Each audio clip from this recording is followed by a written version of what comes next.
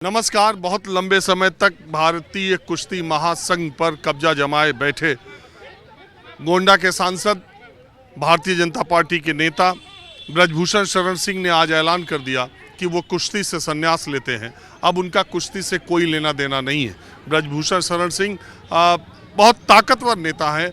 तकरीबन आधा दर्जन बार वो सांसद चुने गए हैं लोकसभा से, और कुश्ती फेडरेशन में अभी 21 दिसंबर को हुए चुनाव में उनके ही उम्मीदवार संजय सिंह को अच्छी खासी वोटों से जीत मिली थी, और करीब करीब कुश्ती फेडरेशन पर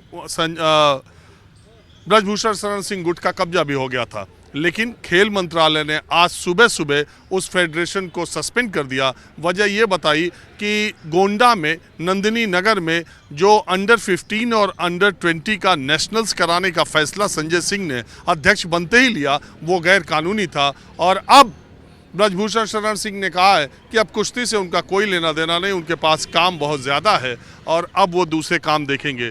तो इसकी वजह क्या है? क्या भारतीय महिला पहलवानों साक्षी मलिक और दूसरे पहलवानों का दबाव कारगर हुआ?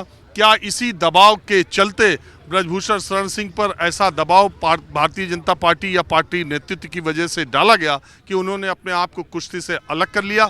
या एक तरफ उपराष्ट्रपति धनखड़ के जाट समाज के अपमान होने की बात जब कही जा रही थी, तो बार बार ये सवाल उठाया जा रहा था कि पहलवानों के साथ जो हो रहा है, क्या वो जाट समाज का अपमान नहीं है? तो इसको न्यूट्रलाइज करने के लिए ये फैसला लिया गया। क्या अपने मन से ब्रजभूषण शरण सिंह ने कुश्ती महासंघ छोड़ने का फैसला लिया, या पार्टी नेतृत्व या सरकार का दबाव उन पर था? बहरहाल मैं आज लखनऊ में हूँ और इस प्रदेश में ब्रजभूषण शरण सिंह की एक तरह से लंबे समय तक तूती बोलती रही है, और समाजवादी पार्टी से भी एक बार वो सांसद रहे हैं। और जिस इलाके में मैं हूँ, दारुल सफ़ा, यहाँ पर गाजीपुर से गाजियाबाद तक की राजनीति की जिनको नशा है, मरोड़ है, वो सब इधर ही रहते हैं, और इनको समय समय के बारे में सब पता रहता है, घटनाक्रम के बारे में। तो इसका उत्तर प्रदेश की राजनीति पर क्या असर पड़ेगा, और ये सब कुछ जो कुछ हुआ है उस पर आम लोगों की राय क्या है, ये जानने के लिए माहौल क्या है, मैं आज दारुल सफ़ा लखनऊ से मैं लोगों से बातचीत का सिलसिला शुरू करता हूँ। सबसे पहले जो पहलवान टाइप के आदमी दिख रहे हैं उन्हीं से शुरू करता हूँ। आपने पहलवानी की है?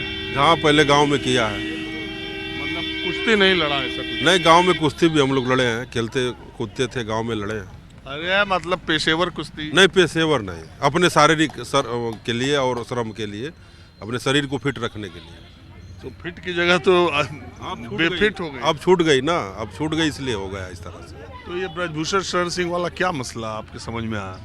श्री ब्रजभूषण शरण सिंह जी सांसद हैं, और गोंडा की जनता का बहुत ज़्यादा जिम्मेदारी है। लोकसभा में सांसद होने के नाते इस तरह से कुश्ती संघ से अध्यक्ष दिए, बहुत समय तक वहाँ भी सेवा किए।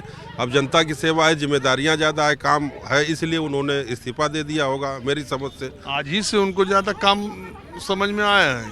ये तो विवाद कब से चल रहा, तब काहे नहीं छोड़ दिया उन्होंने? हाँ, विवाद चल रहा था, लेकिन उस विवाद में कोई दम भी नहीं था। उन्होंने कहा था कि मेरे ऊपर अगर साबित हो जाएगा तो मैं राजनीति से संन्यास ले लूँगा, संसद से इस्तीफा दे दूँगा। और उनके ऊपर कोई इस तरह का जितने भी लोग इल्जाम आरोप लगा रहे थे। अरे दिल्ली पुलिस ने, आपने देखा क्या लिख के दिया है? वो ठीक है, लेकिन सब निराधार थे, राजनीतिक उसमें हो रही थी, कुछ लोग उसमें राजनीति कर रहे थे। हरियाणा के लोग थे कुछ उसमें, और कुछ पहलवान थे, कुछ दल पार्टी के लोग थे, उनको इस तरह से किया गया था। और ब्रजभूषण शरण सिंह जी अच्छे व्यक्ति हैं और ईमानदार हैं, पहलवान भी हैं और सांसद भी रहे। जनता उनको 5-6 बार जिताई भी है, और जनता के सुख दुख में, गांव गरीब में हमेशा आपको क्या लगता है कि कुछ सरकार का, कुछ पार्टी का दबाव पड़ा, इसलिए ये फैसला लेना पड़ा? नहीं, हमको तो नहीं लग रहा कि पार्टी और सरकार का दबाव है। उन्होंने अपनी स्वेच्छा से, अपने मन से ऐसा किया होगा। आपको क्या लगता है? आज जब वो मिलने गए अपने राष्ट्रीय अध्यक्ष से, वहाँ से हमको लगा कि दबाव पड़ा है, तो उन्होंने बयान दिया है। और आज उन्होंने कहा कि मैं 21 तारीख को ही घोषणा कर दिया था, लेकिन घोषणा उन्होंने आज किया है। 21 को कहाँ गई थी घोषणा? तब तो माला पहन के ऐसा फोटो आ रहा था, समझ नहीं आ रहा था कौन संजय सिंह है, कौन ब्रजभूषण शरण। वो तो कह रहे थे कि संजय सिंह ही जीतेंगे, और संजय सिंह ही जीते।